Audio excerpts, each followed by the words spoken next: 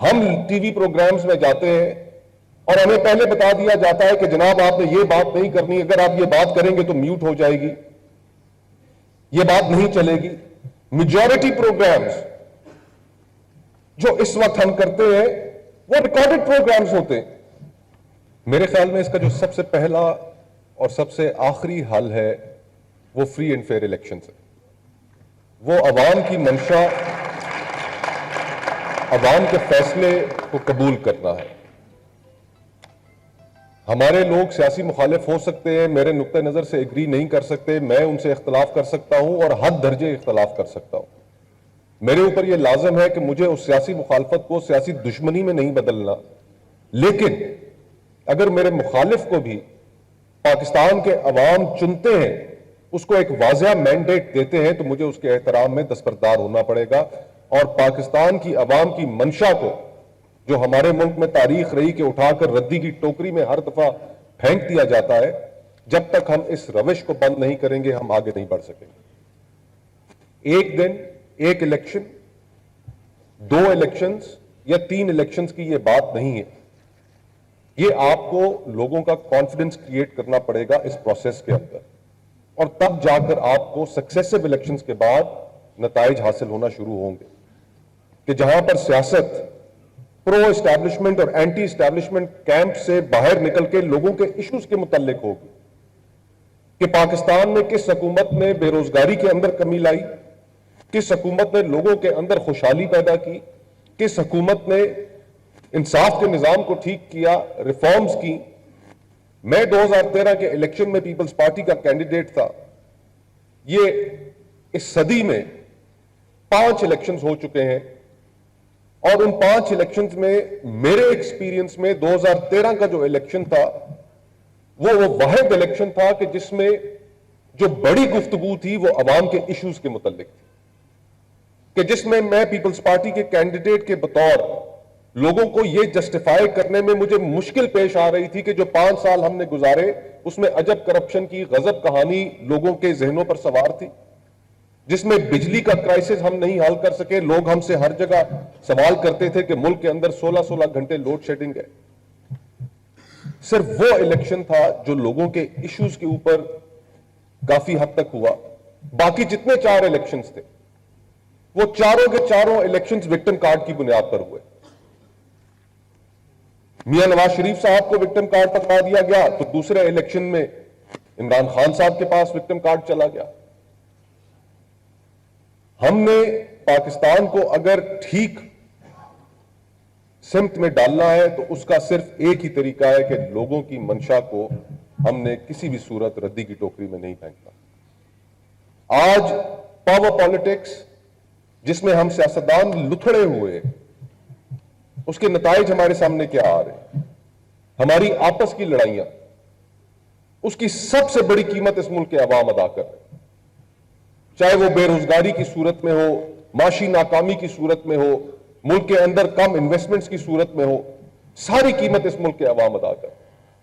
और फिर इवेंचुअली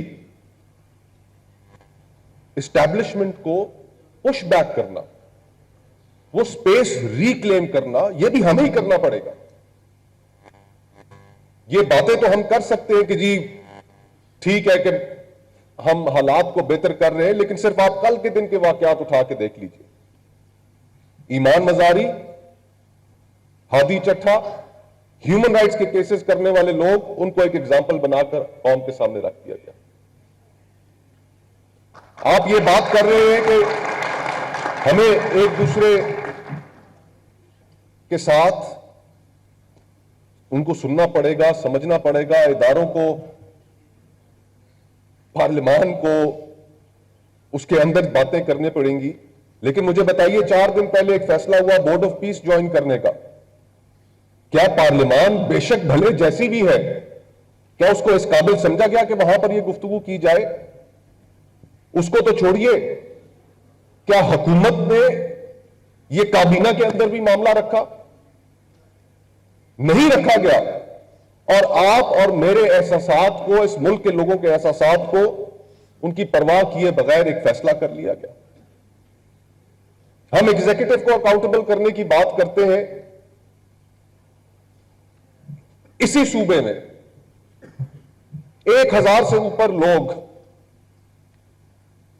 खुद साख्ता पुलिस मुकाबलों के अंदर मारे जा चुके हैं। किसी ने अभी तक एग्जीक्यूटिव को अकाउंटेबल किया? इस मुल्क के अंदर फ्रीडम ऑफ एक्सप्रेशन की आपने बात की। हम टीवी प्रोग्राम्स में जाते हैं और हमें पहले बता दिया जाता है कि जनाब आपने ये बात नहीं करनी, अगर आप ये बात करेंगे तो म्यूट हो जाएगी, ये बात नहीं चलेगी। मेजॉरिटी प्रोग्राम्स जो इस वक्त हम करते हैं वो रिकॉर्डेड प्रोग्राम्स होते हैं, इसलिए कि उनके अंदर से वो चीजें निकाल दी जाए।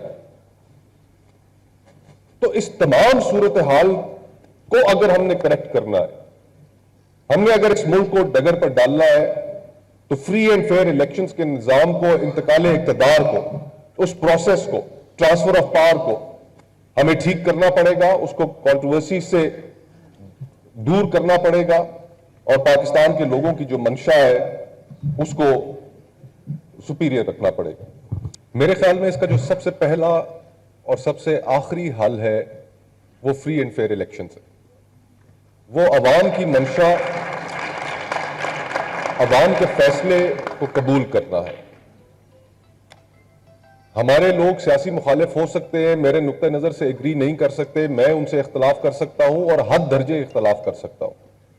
मेरे ऊपर यह लाजम है कि मुझे उस सियासी मुखालफत को सियासी दुश्मनी में नहीं बदलना, लेकिन अगर मेरे मुखालिफ को भी पाकिस्तान के अवाम चुनते हैं, उसको एक वाज़ेह मैंडेट देते हैं, तो मुझे उसके एहतराम में दस्तबरदार होना पड़ेगा और पाकिस्तान की अवाम की मंशा को, जो हमारे मुल्क में तारीख रही कि उठाकर रद्दी की टोकरी में हर दफा फेंक दिया जाता है, जब तक हम इस रविश को बंद नहीं करेंगे हम आगे नहीं बढ़ सकेंगे। एक दिन एक इलेक्शन, 2 इलेक्शंस या 3 इलेक्शंस की यह बात नहीं है।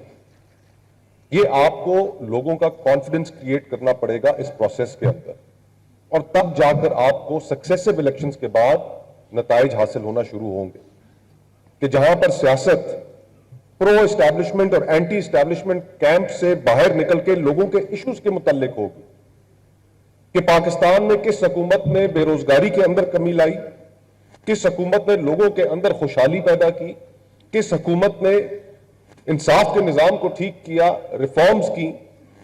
मैं 2013 के इलेक्शन में पीपल्स पार्टी का कैंडिडेट था।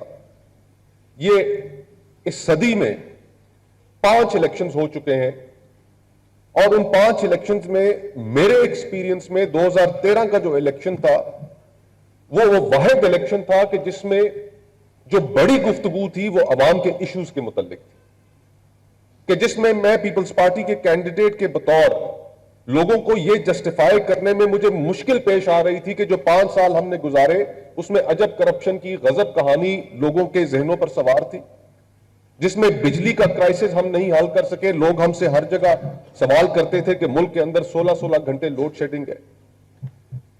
सिर्फ वो इलेक्शन था जो लोगों के इश्यूज के ऊपर काफी हद तक हुआ।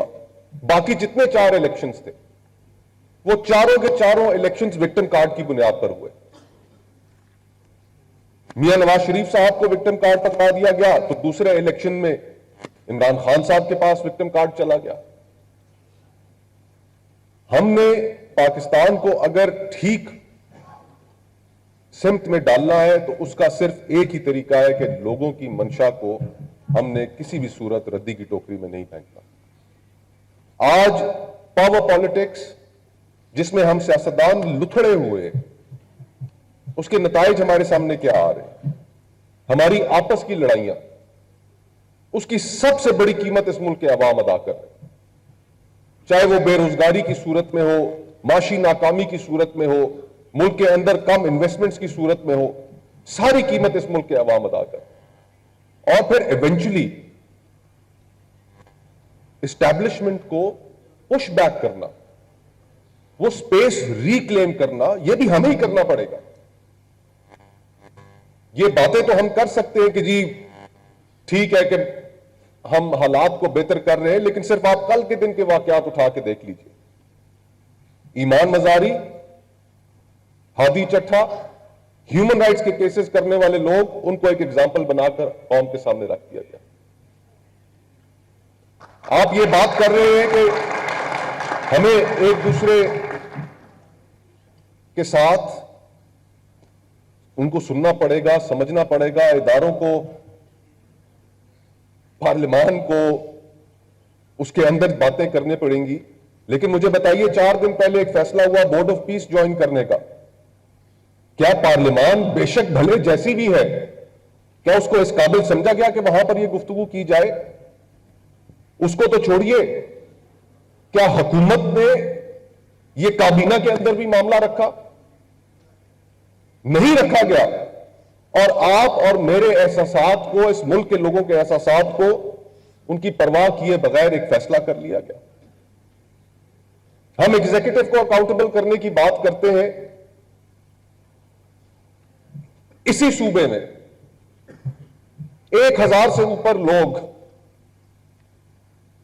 खुद साख्ता पुलिस मुकाबलों के अंदर मारे जा चुके हैं। किसी ने अभी तक एग्जीक्यूटिव को अकाउंटेबल किया? इस मुल्क के अंदर फ्रीडम ऑफ एक्सप्रेशन की आपने बात की। हम टीवी प्रोग्राम्स में जाते हैं और हमें पहले बता दिया जाता है कि जनाब आपने ये बात नहीं करनी, अगर आप ये बात करेंगे तो म्यूट हो जाएगी, ये बात नहीं चलेगी। मेजॉरिटी प्रोग्राम्स जो इस वक्त हम करते हैं वो रिकॉर्डेड प्रोग्राम्स होते हैं, इसलिए कि उनके अंदर से वो चीजें निकाल दी जाए।